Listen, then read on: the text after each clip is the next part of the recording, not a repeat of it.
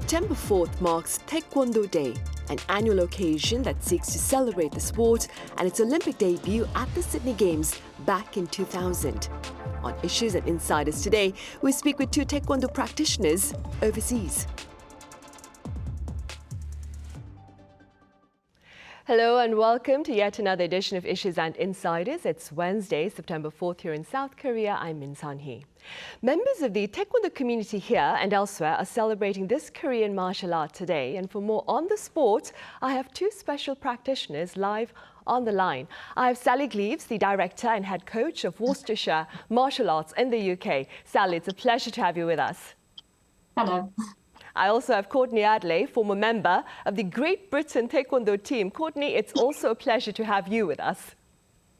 Thank you for having me. Sally, let's begin then with your encounter with Taekwondo. What led to your interest in the Korean martial art? So when I was a child, I was quite bullied at school. And so my parents thought it would be a really good sport for me to get into for the self-defense purposes, but also to build my confidence. It kind of went from there, and I ended up going through my Taekwondo career, for the next 27 years. So I started when I was about 9. It was a really good decision. It really did help boost my confidence as a child. I didn't encounter so much bullying, and if I did, I had the security of knowing that I could defend myself if I needed to. Right, so you started at the age of 9, and it did eventually help you to better deal with the bullying then? Yes, correct. And just generally the discipline of the martial art was something that was very fundamental to my growing up. My parents always wanted me to be successful, always wanted me to achieve. And I think had I not done the martial arts and had that mental discipline, I wouldn't have achieved as well as I have done now as an adult, for sure. But initially, yes, it was the response to bullying. And, bullying is quite traumatic as a child. And I think Taekwondo saw me through quite a lot of those dark times as a child and just helped to empower me and helps to empower so many children. Right, indeed. And Courtney, what about you? How did you first come across Taekwondo, and what have been some of your professional feats? So originally I was actually born in South Africa. That's where my family are from. And when I was at roughly about 18 months, my parents decided to move to the UK with my brother and I. And just from a young age, my parents have pushed me to try all different types of sports. Tried ballet, that wasn't for me, and they put me into Taekwondo probably around the age of 7, and I just fell in love with it. I fell in love with the club. It was run by a lovely family, and I've been doing it ever since.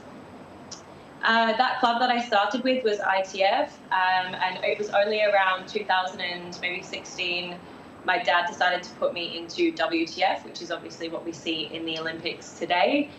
And some of the achievements I guess I'm really proud of is the level of competition that I was able to reach, to represent Great Britain, to meet such incredible people all around the world fighting for their country. When you meet a martial artist, I just think, they're very different to some other people. It's just the way that they think, the way that their brain works, and there's a lot of respect in that space. Courtney, you entered the Great Britain team at the tender age of 17, if you will. What was that like? It was amazing, honestly, at such a young age to be taken on as, a professional athlete. I've never been more grateful for that opportunity. I know it shaped me into the woman I am today. And you just feel like a part of a family. You're all training together, even though you compete individually. You're just building a family in that space. So it was a really, really good time for me. Right. Sally, you spoke of starting Taekwondo at the age of 9. You boast nearly 30 years of experience in the sport itself. Could you walk us through down your path in this sport as a profession? Yeah. So when I was around about 14, I started coaching Taekwondo for my local club. And that actually ended up making me want to become a teacher as a job full time. So when I finished my degrees, I ended up going into a teaching qualification, and that was a specialism on Taekwondo. So my whole teaching qualification was around Taekwondo. And once I'd done that, I was in the adult education sector for quite some time. And I once had found out that I could teach so well and had so much passion for education and the enjoyment of delivering education to others had I not started coaching Taekwondo at such a young age. So that one's been really an amazing part of my career. And now I work with coaches and helping them to develop their coaching skills, mostly in the Taekwondo arena. So that was one aspect of Taekwondo, but I wasn't expecting to happen, but that's what did. In the sport itself, I've had a relatively good competitive career over the years and graded quite frequently. And now I run my martial arts school as my main profession. So I do coaching as my main profession, alongside also practicing Taekwondo and competing at an international level in Taekwondo as well. So in ITF Taekwondo, I have represented England for a few years now. And it is a really enjoyable experience. And it's just something that, again, starting at the age of 9 as a response to bullying, I never would have thought that my whole career would have been based around Taekwondo. Right, sounds like a plot out of a movie, actually. Courtney, as an athlete, I'd like to take a walk down memory lane with you, if you will. You were here in South Korea, I believe, back in the year 2017 for the Taekwondo competition in Muju County. What was that experience like? Yeah, that is definitely a trip down memory lane. It was a trip that I don't think I will ever forget. I was representing 49 kilograms for Great Britain senior athlete and flying there as a team. I think it was my first ever world championship. It was very new to me. A lot of the other athletes I was with had competed before. And yeah, just seeing the arena there and the facilities was incredible. The atmosphere was like nothing I've ever experienced before. Walking out onto those mats, I was so nervous, but it's because honestly, you could hear your teammates cheering for you. And if I could go back, I would love to do it again. Right, and before you entered the mats, Courtney, I hear you partook in a training session at a university here in Capital Seoul before the actual event in Muju. What was that session like? It was an amazing session. If you want my full honesty, I was dieting at the time. So it would have been amazing to, when I was there, be able to eat a little bit more and train for that session. But I remember some of the athletes that I met there, and they were so kind and welcoming. It was definitely a tough session, but I remember the facilities as well. I remember finishing that training session with a track, almost like finishing on the track there with a couple of the guys, and the facilities there were just like out of this world. But I do remember that trip. Yeah, it was just an amazing experience. Right. And before we delve any further, Sally, for the sake of lay people like myself, could we go through in details with regard to the abbreviations used by both Courtney and yourself? Could you tell me a bit about the difference between the Taekwondo promoted by the World Taekwondo Federation and that practiced by the International Taekwondo Federation? Yes, certainly. So the ITF Taekwondo style that I do was founded in Korea in 1966 by General Che, and I believe that sometime in the 70s, the WT style branched off and was recognized as the Olympic style. There are some differences between the styles. We do both focus on a lot of kicking, but the ITF style, I think, tends to focus a little bit more on the hands. So there's kind of like an equal weighting between the punching and kicking. Courtney may have to chip in because I've never done WT style at all. So I think there's some differences in the competitive style as well. So I think the sparring is very different. We can punch to the face, for example. We do have quite a heavy weighting on the hands as well as the legs. I think we are maybe slightly lighter contact, which I think is reflected in the amount of sparring gear that we wear. I think that WT is maybe a little bit heavier contact. I think it's full contact. So they wear like the different chest protections and stuff like that. When it comes to competitive Taekwondo, between the differences between the two, I think WT have the electronic system for their point scoring, and we don't have that. So we're still working based off umpires citing our points. From a traditional point of view, our pattern, our forms in ITF are very, very different. We are very rooted in the traditional forms, and our forms are named after like famous Korean historical figures. So I don't know about much about the WT form, so maybe Courtney can chip in on that one. And I think just generally we have just differences again in maybe that we're more traditional focused. I'm not sure, but I feel like the WT style is more sport focused. I know it's very Olympic driven, but both styles are very amazing to watch, I think. Right, and Courtney, then do tell us a bit more about the WTF style of Taekwondo. Yeah, I mean, I can agree with some of those points there that Sally made. I think WTF is definitely more on the kicking side, honestly, maybe like 95%. We can punch to the body, and Sally's correct, it is electronics. So depending on your weight category, you do actually have to kick at a certain threshold for the systems to register. So we are definitely full contact. The intensity, I think, is a little bit higher. But yeah, most of those points are correct. You know, we're still very quite traditional, but I did start with ITF. And I do remember, you know, focusing more on the patterns back then. And then WTF is, you know, I fell in love personally with the sparring. And typically, if you do fall in love with sparring, you can just focus more on that than the patterns themselves. So yeah, all of those points were amazing. Right. Courtney, pundits claim that the skill, for a lack of better word, skill of Taekwondo athletes at the Olympics has advanced over the years. What are your thoughts on this? I agree. I mean, I think the technology that we have and the resources that are now available are allowing, you know, young children at that foundation level as well, better training, more resources, access to like multidisciplinary teams as well. So a lot of national teams don't have access to that, but things like having a psychologist, it's not just a physical game. You know, you learn a lot mentally in martial arts. So a lot of the technology as well, some new equipment, and being able to provide these, like the equipment to local clubs.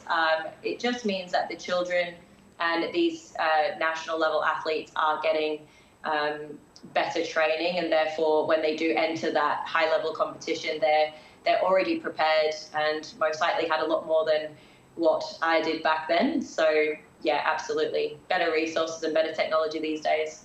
Right, I see. Sally, generally speaking, how popular is Taekwondo among people than the UK? I would say it's quite popular. I think it's one of the more well-known martial arts. I don't think you could go to a major city and not have a Taekwondo or several Taekwondo schools open. I think it's quite popular amongst the younger generations, so like younger children, mainly because parents want to get their children into sport, something that helps them with their confidence, something that helps them with challenging bullying and being empowered to do so. I think it's quite attractive for parents. It's also quite attractive for adults. I think adults enjoy the sense of community that they get from being part of a martial arts club. And I think then, obviously, just because the Olympics have been on recently, and every time we have an Olympic year, we'll find that our intake of students will dramatically increase because they're so inspired by what they see in the Olympics. They go to their local Taekwondo school and have a fantastic time, and they get fit, they get healthy. And yeah, I think it's spreading a lot. We've had quite a lot of students coming through now, more so in comparison to, you know, previous years. So it's definitely increasing in popularity, and I do think that that is largely because of the Olympics. Right, and staying with the spread of Taekwondo, Courtney, what can you tell us about its popularity there in Australia? Yeah, I definitely think that it's probably more common in the UK, obviously back when I was living in the UK, but it is still quite a popular sport over here. I would say that due to being so far away from the rest of the world, that when it comes to reaching that national level, in WTF you do have to accumulate points. So the way that you do that is by competing at competitions, whether that's G1 competitions all the way up to G2, G6, etc. So I do find that a lot of the athletes here do struggle a little bit to gain those points with being so far away. In terms of like local level, recreational, yeah, there's one in every suburb, and it's great to see that with the Olympics, like Sally said, the more that it's exposed on TV, you know, the more kids want to try it at such a young age, which is great to see. Right. And Sally, do correct me if I'm wrong, but like Courtney, I understand you also practice kickboxing along with Taekwondo. That all being said, that what would you say is the greatest appeal of Taekwondo as compared to other martial arts?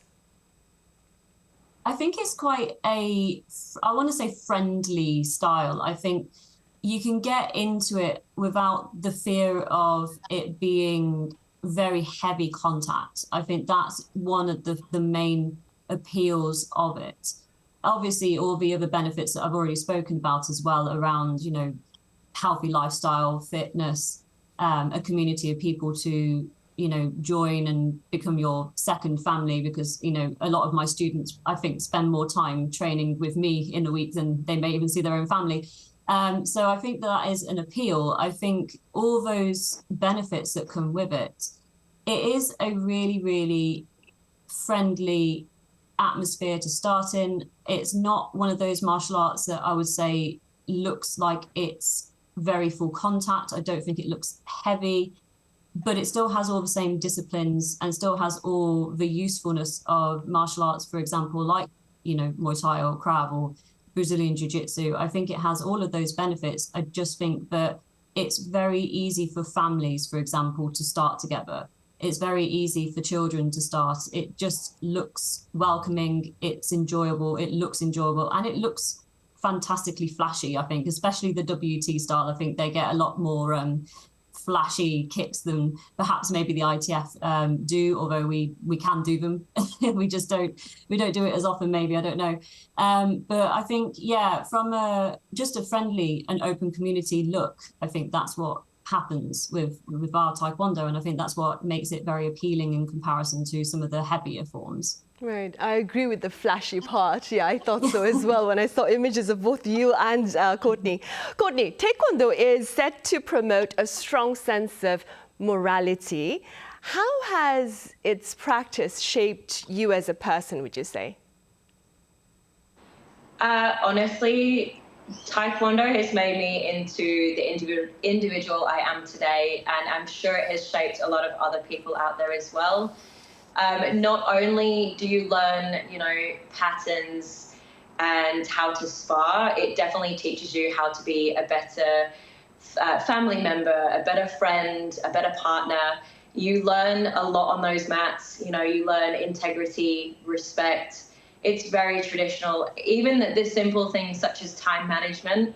I know some of us take that for granted, but if you are late on those mats, like, you are getting a little bit punished, you know. So it really does teach you a lot as well about not only being, it's an individual sport, but how to be a team player, how to encourage those around you, how to lift people up when they're feeling down, how to just be supportive in general. But from personally doing Taekwondo from such a young age, from traveling the world with no parents, it's really made me, you know, independent, and it allows you to walk with a little bit of a different confidence about yourself, like not in a vain way at all, just knowing that you do have some of those self-defense moves up your sleeve. You can kind of walk a little bit differently on the streets, and yeah, it really has made me who I am today. I think without Taekwondo, I'm not sure where I would be, or yeah, who I would be. To be fair, it's definitely made me a better woman. Right. Sally, like Courtney was just saying, that there are people, and like you said earlier as well, many do claim that the practicing of Taekwondo empowers its female practitioners. You agree? Yes, 100%. I think echoing Courtney's comments, without Taekwondo, I would have been a very different woman. I have learned how to defend myself. I've learned how to use my voice in a room, which maybe perhaps I wouldn't have learned how to do so. I've learned all the skills of discipline, timekeeping, everything that, all those benefits that she's stated. I think for women, it's a really great opportunity for you to break some stereotypes, get on the mat, show everyone how strong you are, how capable you are, how much you can progress your physical limits as well. I think also for women, it makes you feel safe. It does make you feel safe. Like you do have your self-defense. You know that you can handle yourself. I definitely wouldn't have traveled around the world by myself, which I have done on multiple occasions for the sport, but also, you know, recreationally myself. Had I not done Taekwondo, I wouldn't have had the confidence to do that. And I think the other thing in the sport and in the traditional side of it for me is I think it gives women now more opportunity for leadership and developing different skills. We like to develop the kids, especially the young females, in their coaching skills, because I think at the higher levels, there's so few female coaches now, which we hope to change.